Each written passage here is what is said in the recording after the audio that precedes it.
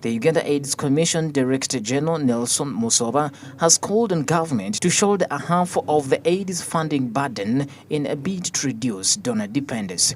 To reach to this, therefore, during the Ministry of Energy AIDS Candlelight Memorial Day, Musoba encouraged ministries, agencies and departments to allocate at least 0.1% of their fiscal year budget to AIDS-related activities.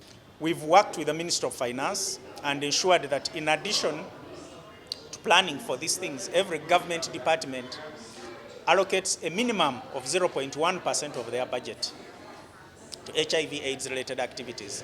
That in a way enables us to build our own programs as government and not rely solely on donors, because if that percentage of 0.1, while it's a minimum, it can be increased. Slowly we should be able to wean ourselves away from donor reliance and have our own budget that can fund these HIV and AIDS activities. According to the Permanent Secretary of the Ministry of Energy and Mineral Development, Irene Batebe, the ministry has been focused on allocating funds towards reducing HIV/AIDS and that they have currently integrated 0.1% of their budget as per the need. We have also focused on allocating funding to support our drive against HIV and AIDS.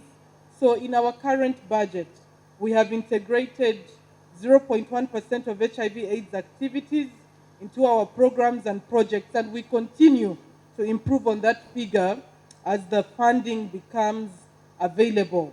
But we also continue to provide financial support to those who have declared their HIV/AIDS serostatus and those with other related diseases. This is something that attaches all of us, that affects all of us. So we should not stigmatize people who are living with HIV. We should not stigmatize people who are talking about HIV or who are making the awareness, because at the end of the day, we should all contribute as a global solidarity to end AIDS by 2030. Gloria Nawanyanga, the founder of Gilo Young Positive Foundation, and is a young person born and living with HIV who as well encouraged the government to consider offering scholarships to children living with HIV and lost their parents but do not have finances to support their education. And my name is Nawanyanga Gloria. I am a young person born and living with HIV. I am an HIV advocate.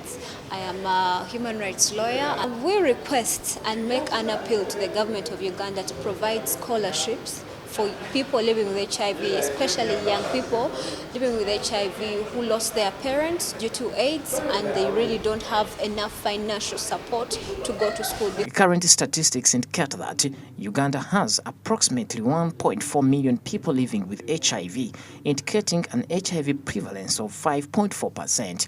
Of these, women are the most affected at 840,000, followed by men at 500,000 and children at 88,000.